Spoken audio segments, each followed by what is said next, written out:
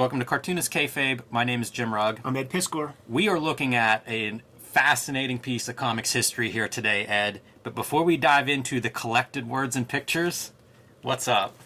Patreon.com/Ed Piskor is where I'm serializing the Red Room comic strip right now. You can see these are logo treatments because the print edition is underway. If you're seeing this video after January 20th, you're going to be able to hit the link tree in the description below this video and pre-order the first issue. Murder on the Dark Web for Fun and Profit. This is going to be on the cover of issue number 1. I have 2 issues available on the Patreon for $3 so far. I put new strips up every Tuesday. And the first issue, when it comes out, 64 pages. So all issues are self-contained stories, man. So you put your money down, you're going to get a full meal. Very awesome. I am on Patreon, patreon.com/Jim Rugg. And I'm showing this wrestling zine because it's an out-of-print collection of drawings of wrestlers that I have done. And I have a lot of my out-of-print zines and mini comics are available for download. If you join my Patreon, there's lots of art, process, sketches, notes, things of that nature, even notes on some Cartoonist Kayfabe episodes. So please subscribe to that at patreon.com/Jim Rugg.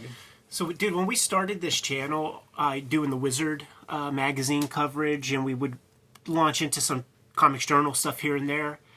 WAP, it kept coming up, but we were like, what the heck is that? You know, this is where you know the obvious listener is going to make Cardi B jokes and shit like that. So you could save that. Continue, Jim. All right, so this showed up on my doorstep, Ed, like a week and a half ago. Words and Pictures, as you say, it's a zine that started for Freelancers by Frank Miller, Stephen Grant, and Steve Gerber. Let's get a little kayfabe in here, man. So the Wizards would be called an aftermag in wrestling lore.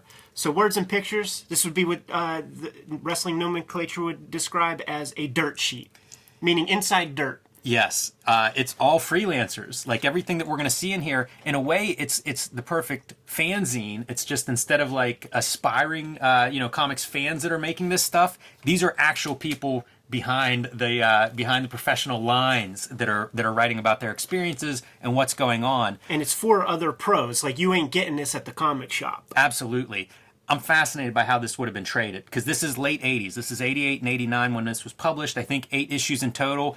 And so the origins of this book is Tom Brevoort, the Marvel editor, has lots of stuff about comics history on his blog, and he has these words and pictures. We would get comments under our videos. Those wizard videos would be like, you can find this, you can read this there. So I went there, I downloaded all of these, and shared them with some of my friends because it's a fascinating zine. And one of those friends sent this to my house, made a hardcover book of this.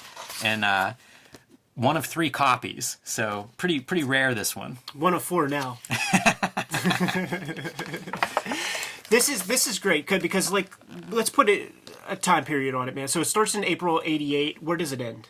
That's a good question, Ed. It looks like maybe September '88. I can't believe that they kept that kind of schedule. So it only goes February '89. Okay, so less than a year. So it covers very historic period of time. And here's a question I have. Is it historic? Now, the things that happen are legitimately important events in comic book history, Friendly Franks, all of that. But did this help bolster the legend of the stuff that we're probably going to be talking about? Like, would the historic stuff be as ingrained in the fabric of comics history if not for all the hoopla and all the ink given to these events in this mag? I think this had a huge impact on what we remember because there are stories that I know and I think they originate from this. Yeah. And we're going to go, you can see I've got a bunch of notes that we're going to flip on different pages and try to show some of the highlights and the stuff I found most interesting.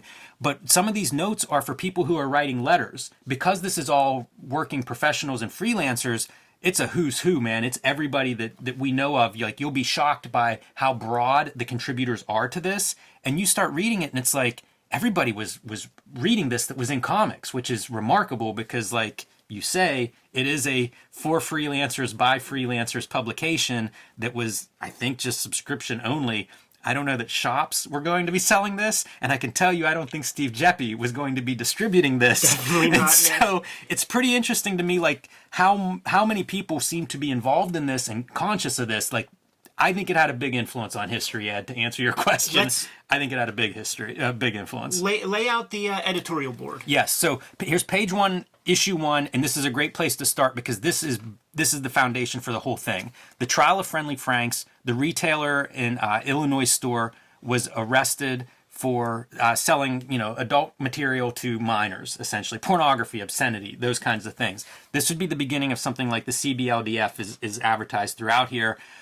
Because this was a big case, like, was this obscenity, and how do we protect comic book stores from being able to sell adult comics? This is post Watchmen, post Mouse, post Raw, where these guys were interested in doing comics for more than children, but now they're running into problems where the store owners are worried about selling these comics that aren't just for kids.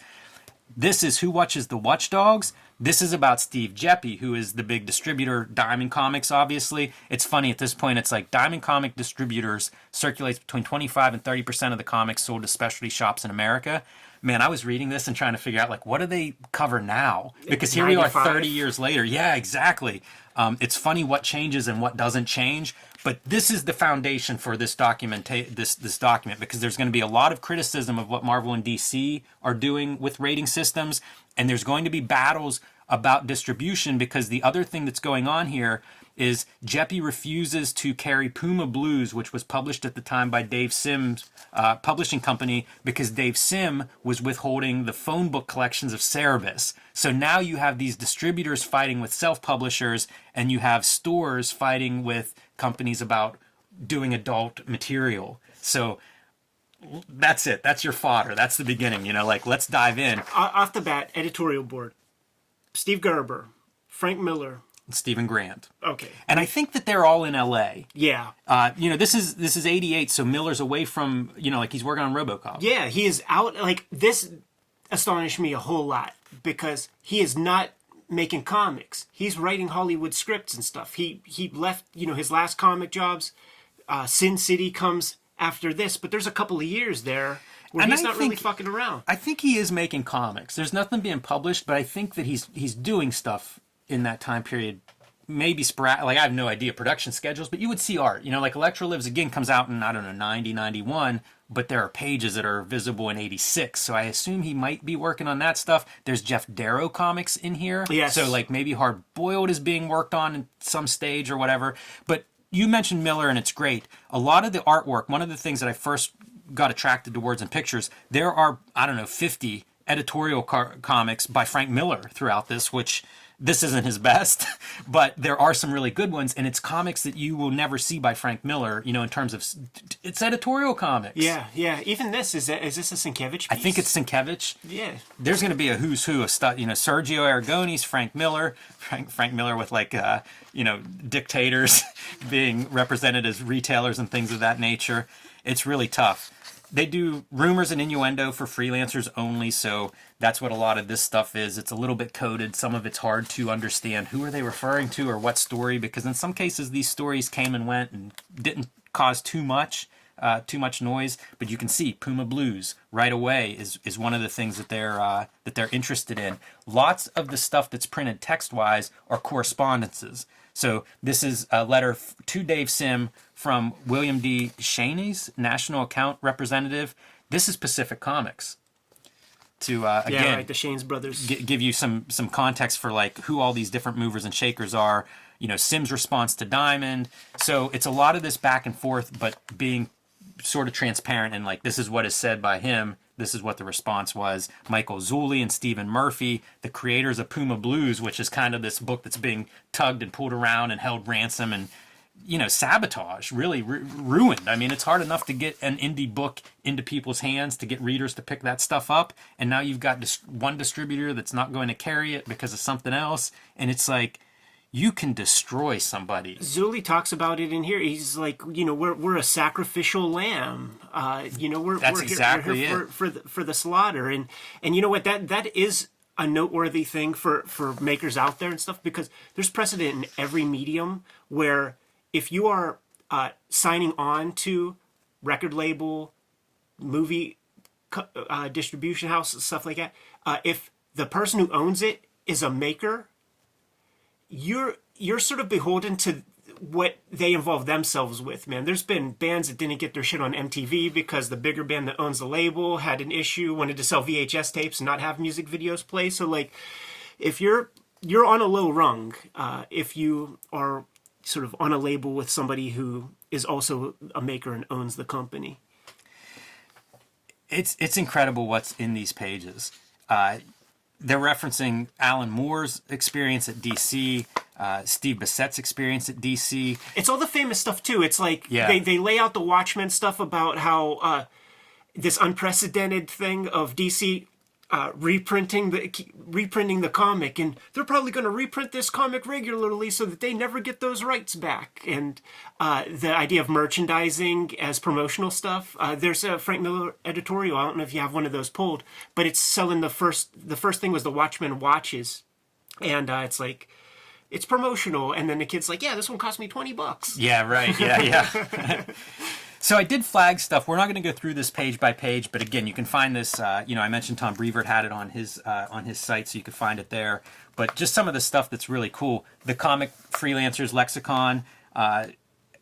This reminds me of wrestling kayfabe terms. I love all the, because you hear it, like, and we might have even said it, like, homage, but then like homage, and then there's like another version where it's the same thing, like revamp. There's about 3 things that are the exact same word. Yeah, it's really funny to read this kind of stuff too. Genius, an artist or writer whose name has sales value. Yeah, it's so cynical. It really is, man. It really is. Oh, man. Again, you could read all this stuff. Bill Sienkiewicz doing editorial cartooning. You get to see his great lettering styles. This reminds me of something like Brought to Light, the Eclipse graphic novel that he did with Alan Moore. Soliciting, if you're a freelancer, send in your info. There's stuff that comes up about the name of freelancer instead of cartoonist. Some cartoonist identifies cartoonist, and their thing is, if you're a letterer or colorist, like if you work in the industry, you can participate in this. And so, freelance is the term that they arrived at, but we could pick apart every single page of this, Ed. Yeah. This is literally one of the most fascinating things I have read in comics. It feels like secret information. Like it feels like we have something that we're not supposed to have here.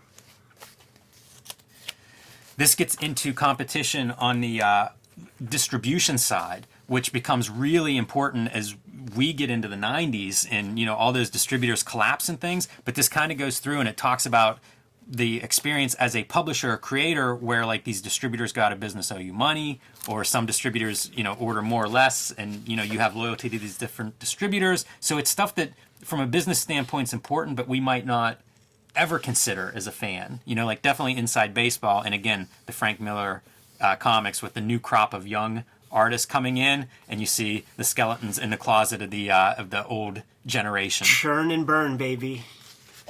There's I don't think I flagged it, but there's a letter in one of these issues, and I want to say it's Arnold Drake, but it's basically talking about how the freelancers were treated.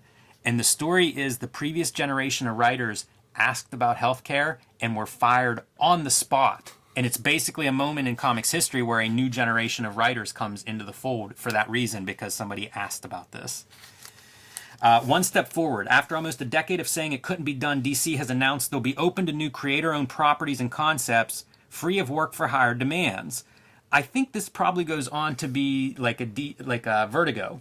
There's a lot of steps. Yeah, there's Piranha Press, there's Paradox Press. There's all these imprints where creator-owned stuff was happening that actually precede Vertigo. So this is a quote from them. Is they said the New Deal, quote, will guarantee you a number of consultation rights and open certain financial terms such as licensing split to a wider range of negotiations than before. So what they're posting here is like, hey, if you're working for DC, bring up all this stuff. And that's exactly what all of these things are, is detail of like, ask for this, ask for that, see if it's really open to negotiation. It's a bummer that you had to do this as a freelancer, and you still do. You got to fight and negotiate and do all this stuff.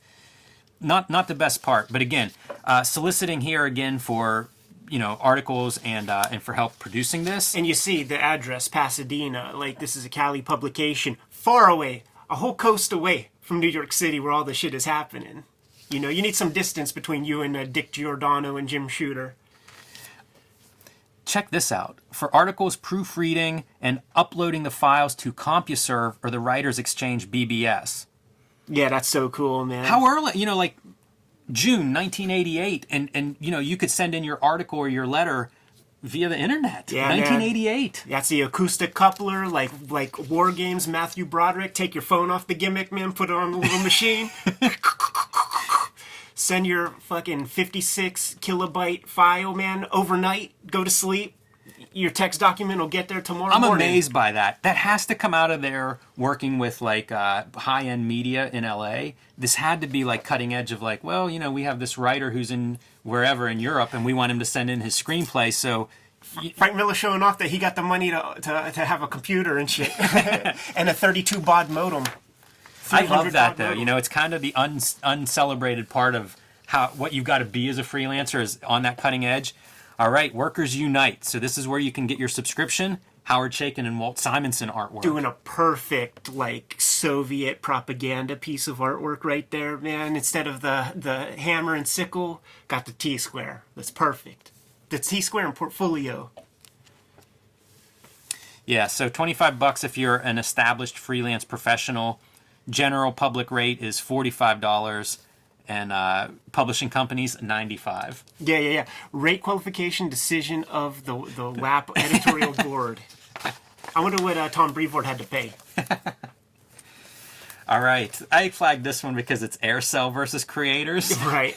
Aircell, an black and white indie comic that publishing company that we've enjoyed for different reasons, but they renounce nudity, so they're going to clean up their books. This relates to the ratings of comics, and the pressure that retailers and distributors are putting on these publishing companies to the adult stuff might be kind of fun, but it gets us in trouble. Let's keep it clean. Which is crazy because you do not associate Aircell with exactly cleanliness. That's the funniest part. That must have happened for 2 months or something, and then their sales just completely. They had the exact opposite effect, where it's like, holy fuck, nobody's buying our shit. It's funny you say that. In my mind, it's like they might not have cleaned it up at all. This was just a press release to order our books, retailers.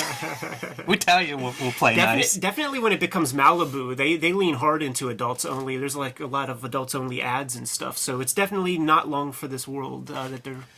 This is Steve Besse writing Politics of Cowardice. And like I said, the people that contribute, it's an A-list collection of people that contribute, but this was an article that he had written. It's, I believe it's related to the ratings, and he's connecting it to both the Comics Code implementation and also, I think, some of the film history, Besse being a film buff. But this is printed here for the first time because it was supposed to run in the Comics Buyer's Guide, and they ran a truncated version. So this is a pretty substantial article that's spread across, I think, 3 issues of this. You see part 1, I think it's 3 parts total, but... You know what that makes me think of?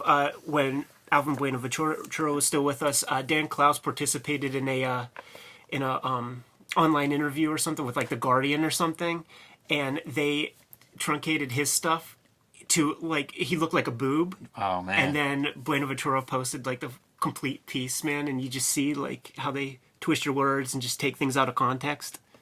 Letter from Uncle Tim Truman. Yes, weighing in on here, and basically saying this is great. We need this kind of stuff. Other arts have these kind of groups. Good to see comics getting one. One of the early kind of tips that I read in a trade publication was Tim Truman's Comics Journal interview, where he was talking about sending pages off to First Comics, and he backed royalties. He wasn't getting his money, so he would just with a red Sharpie put X's through the stuff so that they couldn't print from the shitty Xeroxes or something, but they could see that the pages were done. That was a cool tip, so I would expect him to be a part of this. Yeah, absolutely. And it feels like the people who are a part of this and who care, a lot of those guys are the ones that are around. The ones that you could think have about. To invest in that business side of it. It's not just drawing cool stuff. Another note on the the early internet stuff of how you could submit these. CompuServe. How about this one? We're talking about Cartoonist and direct market. How about Peter Laird coming in, talking about the evolution of the comic book specialty market and what are true direct sales versus indirect sales. With the direct market, the indirect sales is creator to distributor to retailer to consumer, and then the ideal, the true direct sales, creator to consumer. This is where we can be this. There's a version of this now that exists. That's your Kickstarter. Yeah, exactly. it's your Patreon. Right. You know, like it's incredible to see like what these guys are dreaming about, a utopian future. Some of this stuff exists now. We have access to it, which is awesome. Fantagraphics sent in their $25 check. They wanted a subscription. Well, the editorial board's a bunch of smart asses, right? And a little payback to the Comics Journal publishers. Let's dig in here. And they're like, well, what freelancer is this for? And also, if you're a freelancer at Fantagraphics and you want a subscription, they're obviously buying it for someone. Tell them to buy one for you. You know what, man? That's the boomerang effect, because in the first issue of Comics Journal, when it was actually Comics Journal, they bought the new Nostalgia Journal, all that stuff. Man, they published a bounce check from Alan Light, the guy who did the comic book buyer's guide. And because they wanted some ads or something, and they didn't get it, so the boomerang came back. Yes. That's what happens, man. All you little goobers out there on Twitter, man, talking that smack, the boomerang comes back. It's going to get you. That's hilarious. All right, Fishing in the Freelancer Pond. This is a Steve Besse editorial cartoon, and you can see the new DC contracts and creators' rights. But look, no hook. There's always a hook. And there's a little hook in that dude's head already, man. Yes, yeah, it's like scarred up from the hooks. There's something that Steve Besse like experienced. He got a settlement and he can't talk about this stuff. And he says it like that. He's like, I can't talk about it, but you could like find it. And it's like, I wonder if I read every page of this, if I could find the things that he's not allowed to talk about because of the settlement. I'm so curious. Yeah, I don't know that that's in here, Okay. that's spelled out. But I mean, it's the subcontext. When he talks about his experiences, because that's definitely in here. His experiences with DC editorial. It's really almost like enemies between the freelancer versus the publisher, and it comes through that it's both sides kind of really going at each other. This is an article that Stephen Grant had written. I think this is the first draft for Rolling Stone. And they ended up not running it, and so some speculation, because this was around the time of like the Superman first movie, and also Siegel and Shuster were not well treated. So I don't know if that's the exactly why Rolling Stone ends up not running it, but here it is. You can read it in its entirety. So always fun to see like those kinds of mainstream media looking at comics, and that's an example of that. Dave Sim coming in with editorial comics in here. There's an issue that is the big self-publishing issue, and I can't remember if I flagged that. We may have passed it, but you get stuff from Dave Sim obviously talking about really the nuts and bolts of how his business operates. Then you get Alan Moore talking about his experiences going from, obviously Watchmen is spoken about a lot in here, to self-publishing and how much he enjoys the freedom of that. Letter from Dandy Don Simpson, Pittsburgh's own. So again, like thinking about what freelancers are participating and reading this stuff, he is coming from not self-publishing, but creator ownership, doing Megaton Man at Kitchen Sink Press. So you get to see some of his like semi-mainstream, but outside of that corporate freelance type lifestyle, and weighing in on some of these things. Yeah. And takes umbrage with the word cartoonist versus freelancer. So let's split some hairs here, guys. Yeah, I'm surprised he was in Pittsburgh at that time, actually. I didn't realize he was here that early. Steve Ditko letter, also singing the praises of what they're trying to do here. In his mind, he has a take a wait and see approach, but certainly good intentions. And I think it's also noteworthy with Steve Ditko. He was one of the first freelancers I can think of who really embraced the fanzine culture as a way to tell his story and get out there. So it's good to see his name in this, because again, this is the same model as a fanzine. It's created for and by the same people. So that's kind of cool to see him show up and get some of his insight. This is a Dave Sim editorial cartoon. This piece. One reminds me a little bit of that Peter Laird, but instead of dealing with the direct distribution, this was about self-publishing. So you have the artist at the bottom. Sure, I've thought about self-publishing, but it seems so risky. And then sitting on him is the editor, sitting on him the publisher and the corporation. And once again, we're at a point now in comics creation with technology and just the way the world is, that this self-publishing piece is more viable than it's ever been. Yeah, for sure. If you use the existing model. Like we could just say that we're independent creators. Like this will be Steve Jeppy. This will be distribution, right? When it comes to the money, this dude gets it first. This will be like the stores. This will be your publisher. And after you've taken a year, Image Comics, you got to get at least 3 issues of something done. So however long that takes before they solicit it, then 6 months has to go by before you get your first stub. Then you get your stuff. The guy who created the thing gets the loot that late in the game. How did it work with your Kickstarter, Jimmy? Hit a button whenever the Kickstarter's done. Hit a button, get some money, print some books, and then it's all gravy. Yeah, it's kind of nice to do it from that other end of like, okay, here I get the paycheck. Now the printer, I'll pay them from my income. Now here's an argument for using those existing models, man. It's the numbers game. Like, and my philosophy at this point right now is like use the existing model for numbers to create your critical mass for as long as it sustains. If the comics industry goes away next year, like you and I, we're still going to be making comics. We got Cartoonist, Kayfabe. We got an audience. We're just going to have to do Kickstarters and shit like that from now on, man. But I'm going to use their game, the existing model, because you'll just sell more copies. You have more people out there like peddling the stuff, more comic shops, like more access points and stuff like that. But when that shit goes away, then we just have cottage business, man. And we have this platform right here to let people know what our new stuff is. Furthermore, you can do all of it.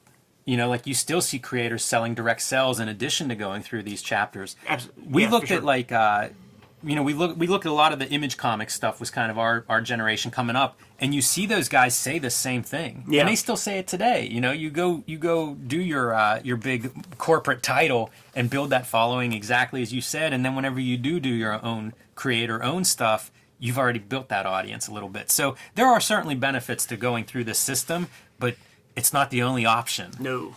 Which is, I appreciate.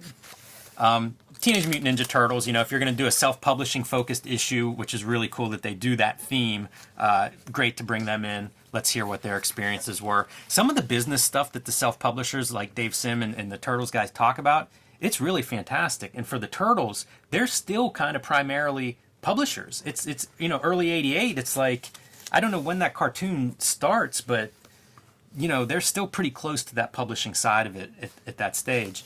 So this is fun. I flagged this one. This is Evan Dorkin writing in. And I emphasize all the columns because if you know Evan Dorkin, the guy likes to talk. Same thing, I guess, whenever he's typing. But kind of cool to see an Evan Dorkin appearance.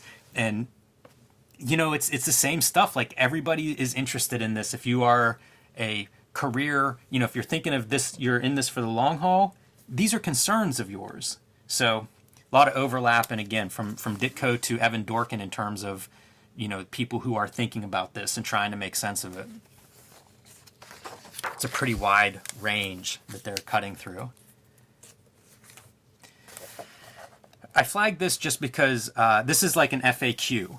This is from the cranky editors in the title are actually Grant, Gerber, and Miller. It's the editors, it's not, they didn't get an editor to jump ship from Marvel and come tell us some secrets. This is the creators of Words and Pictures talking about what this document is, what is it?